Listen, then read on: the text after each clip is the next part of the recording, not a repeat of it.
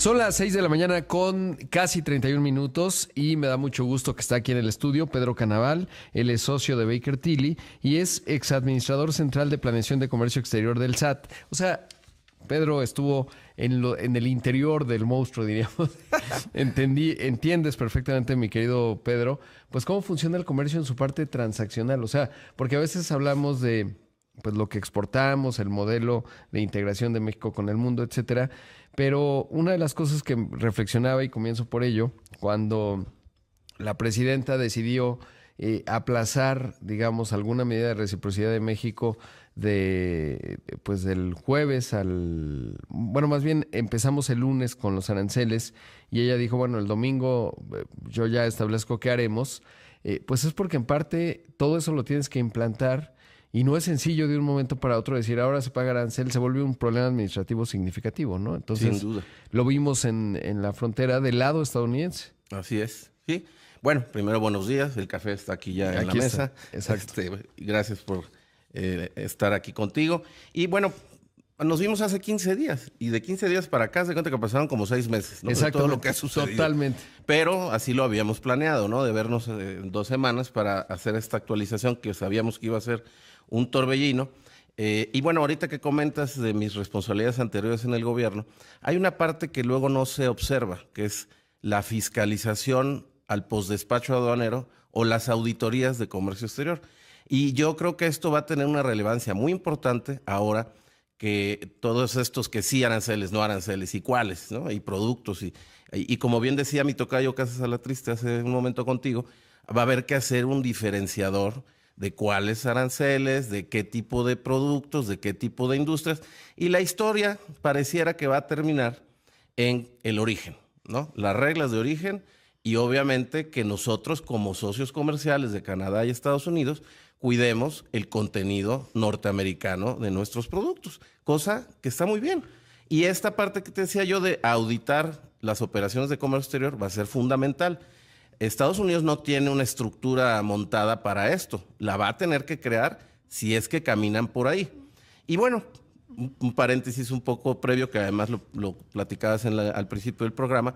Parece que ya llegaron nuestros 2 salvadores, no nada más de México, del mundo en general, que se llama popularidad y Wall Street, ¿no? Exactamente. Si Nasdaq y Standard Poor's puede ser que salven al mundo, o por lo menos le están diciendo a Trump lo que está haciendo es altamente irracional de cara a los mercados. Sí, pues ya no se lo tuvimos que decir los de afuera, los de adentro se lo van a empezar a marcar, ¿no?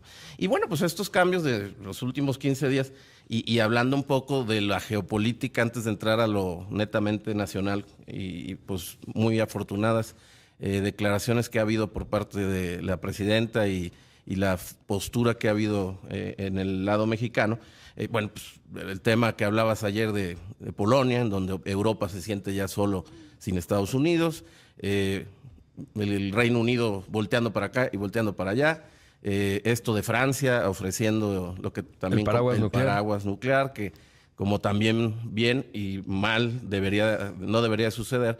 La defensa comercial va a depender si tienes una bomba o no, ¿no? Sí, pues no. A eso llegamos, a eso estamos llegando. A mí sí creo que estamos yendo a un mundo de proliferación nuclear y no es un asunto menor, sobre todo porque cambia el orden geopolítico y sobre todo cuando empieza a romper la interdependencia económica, eso pues evidentemente genera pues que puedas pelearte más fácil con tu cliente. Siempre se ha dicho, uno no mata a su cliente, ¿no? Claro. No te peleas con tu cliente porque te deja de comprar. Y esa interdependencia económica que ha sido tan exitosa en Europa, pues desde la Segunda Guerra Mundial no ha tenido ningún conflicto mayor. Si uno revisa la historia, básicamente la historia europea se llama como siempre hubo un equilibrio y un conflicto permanente entre distintas potencias al interior de Europa. Eso se acabó con la Unión Europea, en parte por esta integración y porque van avanzando a ser un Estados Unidos de Europa eventualmente. Sí, ¿no? Y bueno, pues habrá que ver qué rumbo toma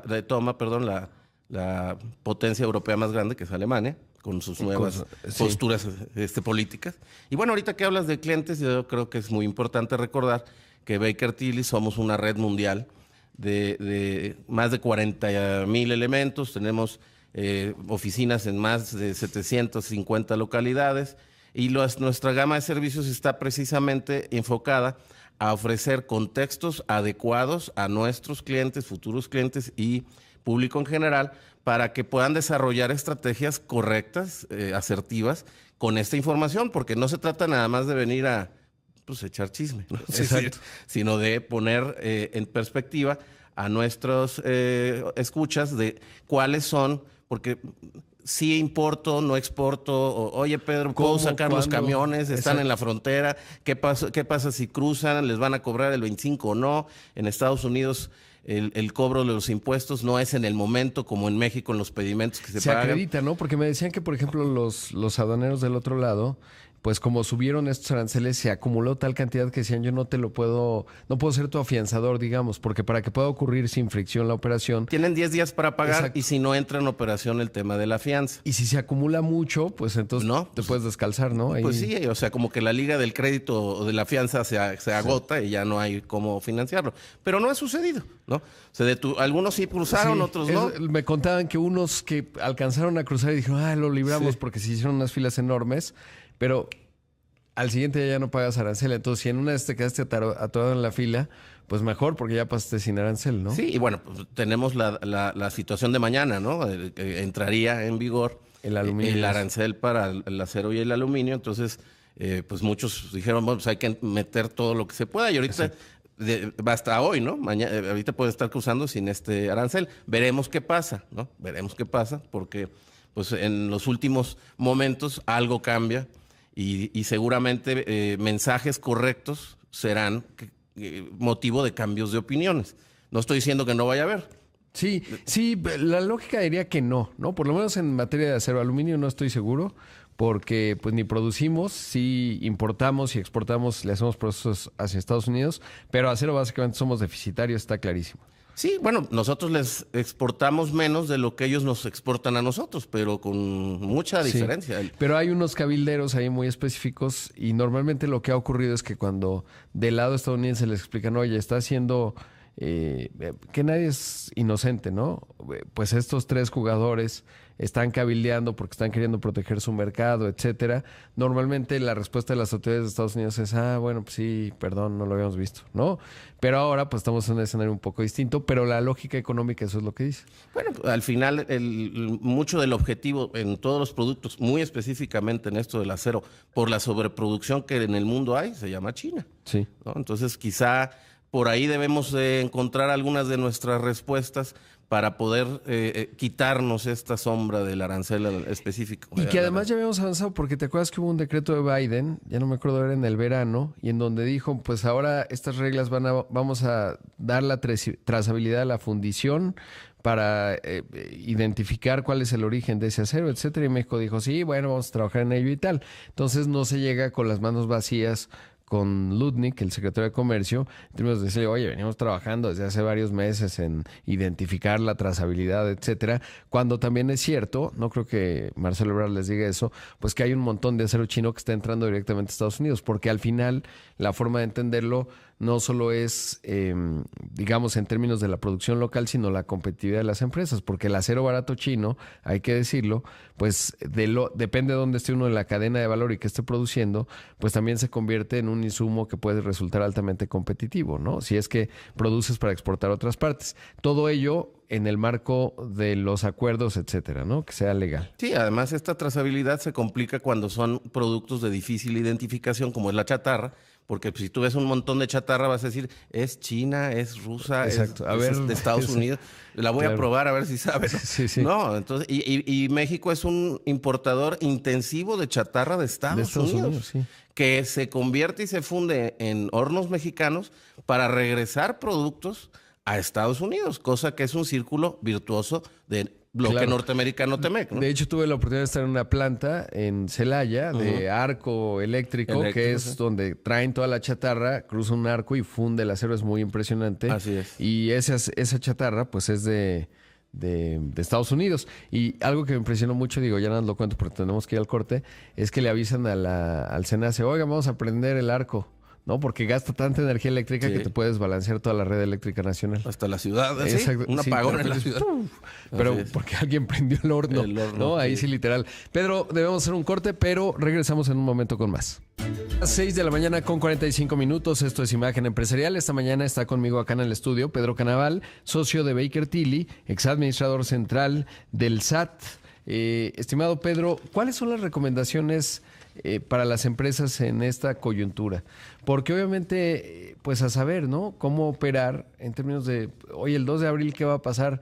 Pues exactamente nadie te lo puede decir, ni creo que el propio Donald Trump, que seguramente con lo que hemos visto en los mercados, pues puede ser que cambie de opinión o vaya modulando distinto la política que ha trazado, o no, puede ser que sea terco y bueno, pues vamos a ver cómo funciona, pero el hecho es que las empresas tienen que navegar este momento. Sí, de hecho veía yo una cifra por ahí de el crecimiento que hubo de el movimiento de importaciones hacia Estados Unidos, o exportaciones hacia Estados Unidos, como que todo el mundo se previno y dijo, tráiganse, hay que llenar el inventario, ¿no? Entonces esa sería la primera recomendación, el abastecimiento, una estrategia que diría, bueno, vamos a surtir de insumos o productos terminados o lo que sea, para pues tener una estrategia inteligente y aprovechar cuáles serían las excepciones disponibles ya con calma, suponiendo que haya aranceles el 2 de abril, como se ha anunciado. Una segunda tendría que ser, bueno, pues que medir los impactos financieros, ¿no? Cómo manejar estas importaciones, cómo tener la estructura de costos, cómo explorar estrategias de mitigación, a lo mejor de endeudarse o en qué moneda, o en qué momento, o para qué es la inversión en deuda.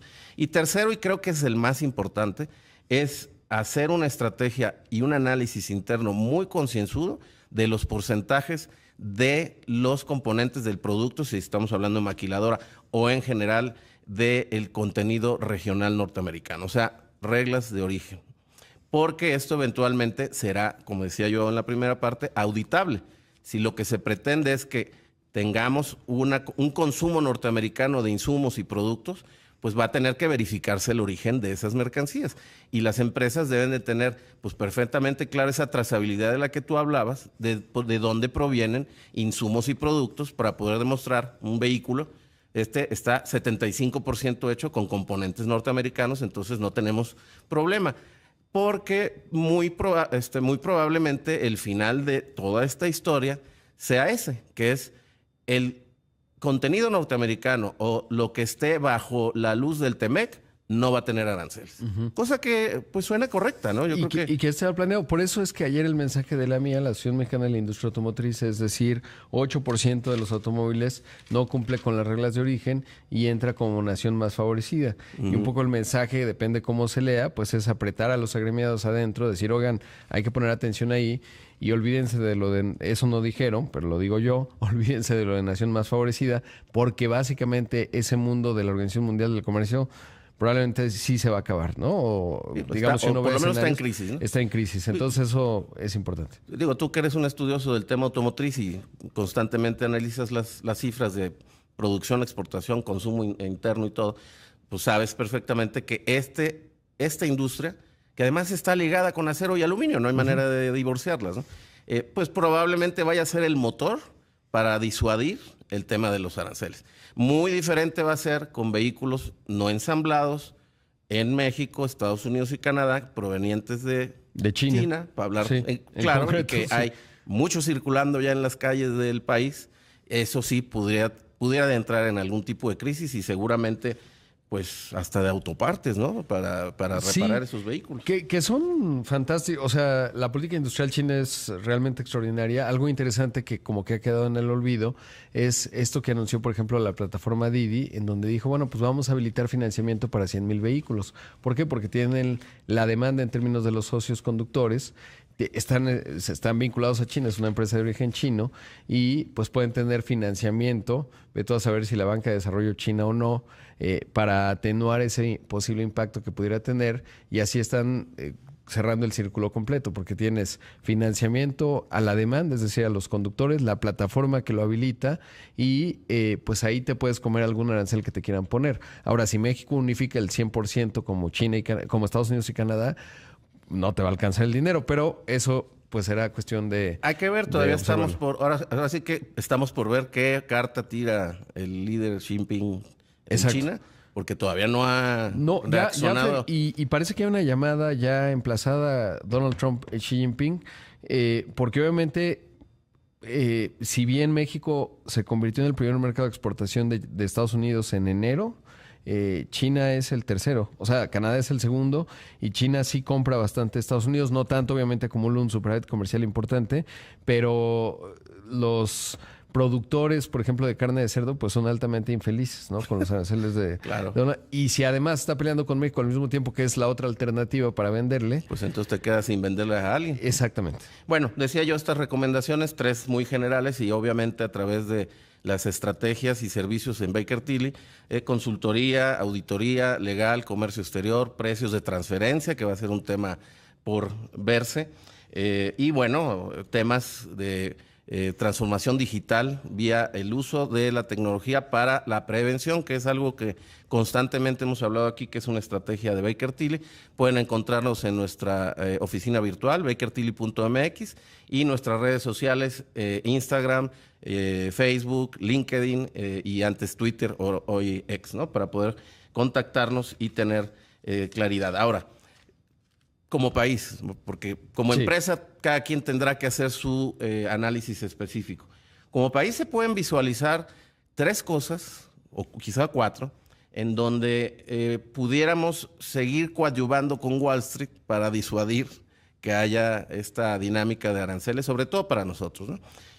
Primero, pues analizar si es viable, ahorita lo decías, unos aranceles espejo de los que Estados Unidos ha impuesto a China y a ciertos países asiáticos y tomar la misma decisión y poner esos mismos aranceles para ser alineados con, no es que seamos no soberanos o no independientes, no, alineados con nuestro socio, ¿no? Claro. Oye, y Canadá pues tendría que replantear lo mismo.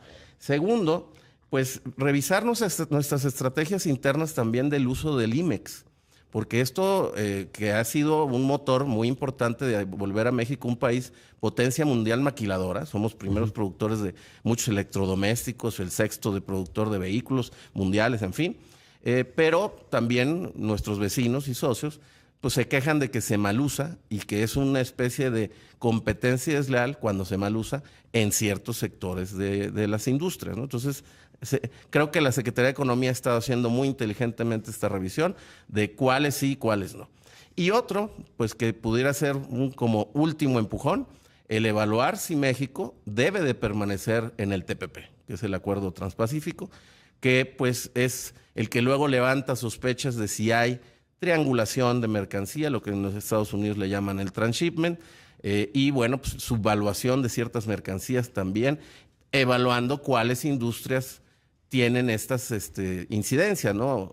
El año pasado, el 19 de diciembre, la presidenta por ahí expidió un decreto en temas textiles para disuadir ciertas conductas, luego pues hubo alguna negociación por ahí, pero los mensajes están dados, ¿no? Entonces, de ahí, bueno, pues los mensajes muy claros el domingo de la presidenta, creo que pues son muy coherentes con esto, de fortalecer el mercado interno, seguir aumentando el salario mínimo, ampliar la autosuficiencia alimentaria y sobre todo energética, yo ahí subrayaría porque esa es importante, promover la inversión pública, importante, los trenes que ya anunció a Nogales, a Nuevo Laredo, carreteras, infraestructura en agua, el Plan México y por supuesto los programas sociales, que bueno, pues es parte de la estrategia del gobierno. Y agregaría quizás que algo que tú conoces bien, como que no se caiga el sistema en las aduanas, ¿no? Básicamente, o sea, necesitamos tener aduanas de primera. ¿Por qué? Porque un dato importante es cuando uno revisa la balanza comercial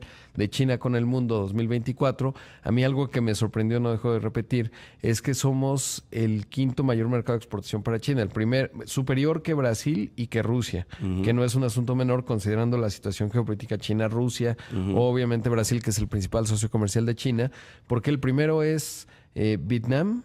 El primer mercado de exportación, el segundo es Japón. El primero es Estados Unidos, Vietnam, Japón, Corea y México. Corea del Sur, obviamente, y México. Claro. Es increíble. Y eso es lo que te dice, oye, ¿cómo exportan tanto? Por eso la doctrina del ahora exsecretario Rogelio Ramírez de la O me parecía positiva, es China nos vende, no nos compra, ¿no? Claro. O sea, acumulamos un déficit comercial, no por el déficit en sí mismo, sino por lo que eso significa, y quizás ahí es en donde la sospecha de la triangulación pues tendremos que darnos cuenta, pero eso requiere aduanas que estén a prueba de balas. Sí, sin duda nuestro esfuerzo tiene que seguir siendo en esto que dices, fortalecer aduanas. Ayer se anunciaba un embargo de mercancía china por más de 300 millones de pesos, más de 30 contenedores conteniendo juguetes, bicicletas, bocinas, motocicletas, ropa, herramientas, patines y quién sabe qué tanto. Esto, obviamente la inversión en aduanas, llama la atención que vuelve un civil a la Dirección General de Aduanas y algunos civiles también a dirigir aduanas específicas, porque bueno, pues el tema no es que los militares no lo manejen en el tema de seguridad muy bien, pero bueno, requiere cierto tecnicismo y sobre todo inversión en infraestructura. En fierro, o sea, en sistemas. En hardware y software. Y software, exactamente. Ahí es donde se te cae, ¿no? Sin duda. Pedro, como siempre, muchas gracias por estar aquí. Al contrario, gracias a ti, Gracias. Rodrigo. Buenos días. Ahí escuchó a Pedro Canaval, socio de Baker Tilly, exadministrador central del SAT.